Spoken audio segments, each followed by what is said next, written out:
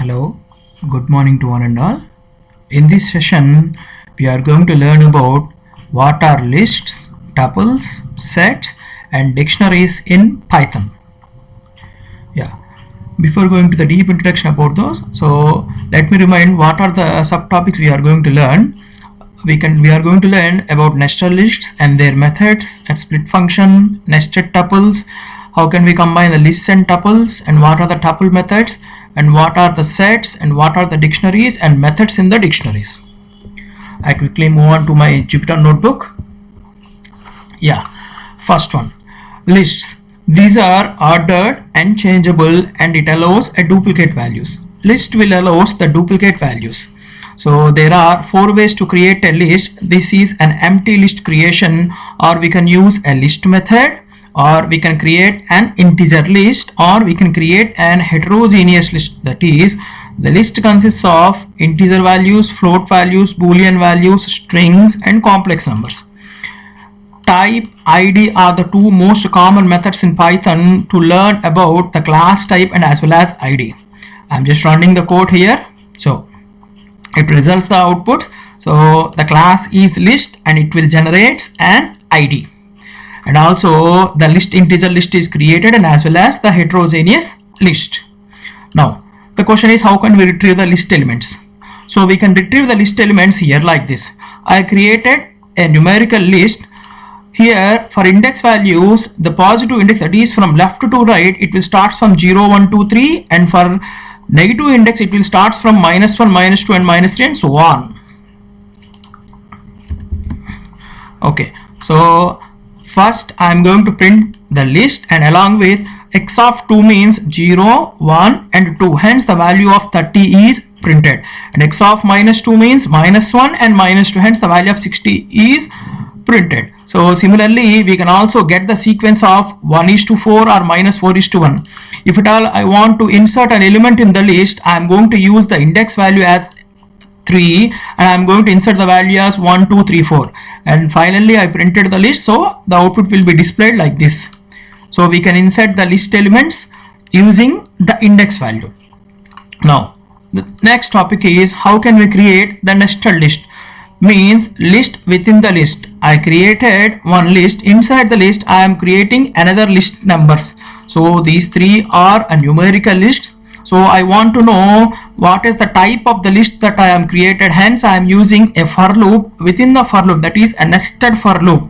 So using this nested for loop I am going to print the each list elements that I have created. So this is one list, this is the second list, and this is the third list. For each list it will display the class by using the method type. Yeah, the most important concept in lists are list methods: append, count, index, copy, insert, remove, pop, extend, reverse, and sort, and finally clear. Now we can go briefly here. So the first one is, I created an integer list and I am going to add a number 60 at the end of the list. So it will insert a number 60 at the end of the list. Now the second method is, I am going to count how many times the 10 is repeated, and I am going to count the index value of 30, and I am going to copy the list into another list.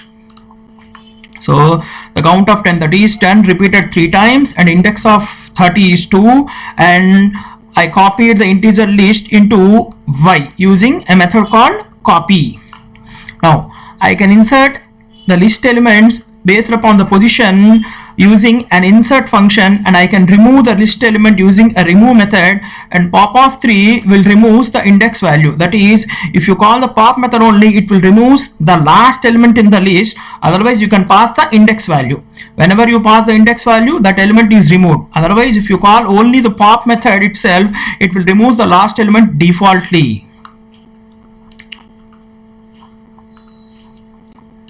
The next method is extend. That is, how can we combine the list? That is, here we are combining two lists.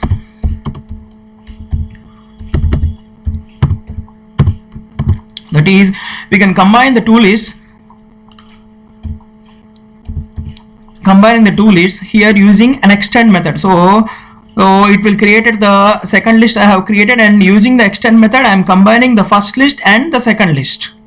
Now the last methods are sort, reverse, and clear. So clear means the list elements are cleared, and reverse means printing the list elements in ascending, and sort means printing the list elements in descending order. So we can print both ascending and descending order using sort, reverse, and we can clear the list elements using clear. Now, what is a split function? A split function is based upon the separator, or we can specify a white space. That is, whenever you pass a string as an input and based upon certain separator, the split function will parses the string. And split function is most important in Python. Parses the given string. So parses the given string. So I am getting the output here. So it will split based upon the separator dot, or we can specify the white spaces also. So here the white spaces are specified. So I am getting the each word in the given string, that is parsing, and I am converting into uppercase and lowercase, and finally I am going to calculate the length of the word given in the string. So the length of the word given in the string and uppercase and lowercase. So this is the main example of a split function. Parsing. Next one, tuples. What is a tuple? Tuples are ordered, unchangeable, and allows duplicate members. That is, tuple will allow a duplicate members. Likewise, the list tuples also can be created in 4 ways. This is the first way, this is the second way, and this is an integer tuple, or this is an heterogeneous tuple. That is an integer, a boolean, a string, and as well as a complex number. So type, ID, length are the 3 most common methods in Python to learn about the class type and as well as ID and as well as length. So I created the tuples in 4 ways. So class tuple and the created integer tuple as well as heterogeneous tuple. The same way, how can we retrieve the tuple elements is using by index. So based upon the index, I am also retrieving the tuple elements. Then what is a nested tuple? So a tuple within a tuple is called a nested tuple. Hence I created that one tuple here. In that tuple I am passing the tuple elements. Using the nested for loop, I am retrieving the each and every element in the tuple. So each and every element in the tuple will be displayed. Now the third question is, how can we combine the lists and tuples? That is, combining lists in tuple. So I created tuple here. This one is the tuple, and this one is the list, and this one is the tuple. It is inserted in a tuple. So using the nested for loop, I am getting the type of the elements that I have been inserted. That is, the first one is tuple, the second one is the list, and the third one is the tuple. And I am also inserting the elements in the list by passing the index values.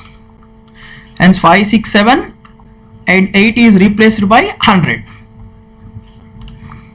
Now what are the tuple methods? The tuple methods are index and count. We can count the number of times repeated value and also the count of the numbers.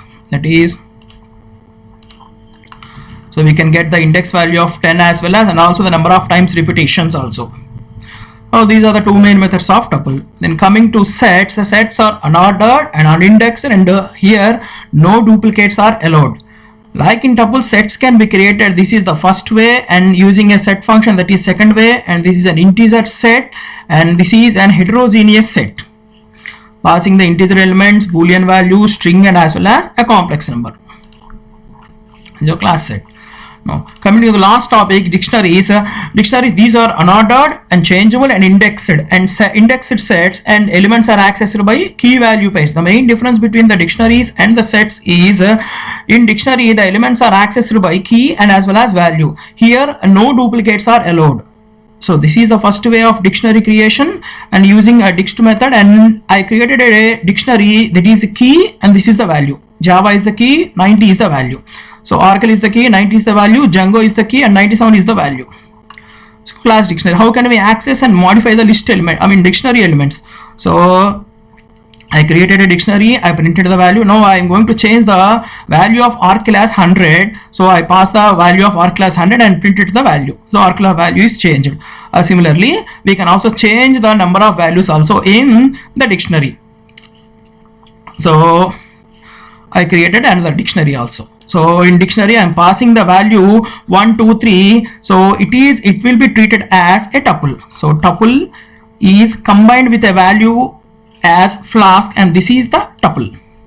The tuple is the key here.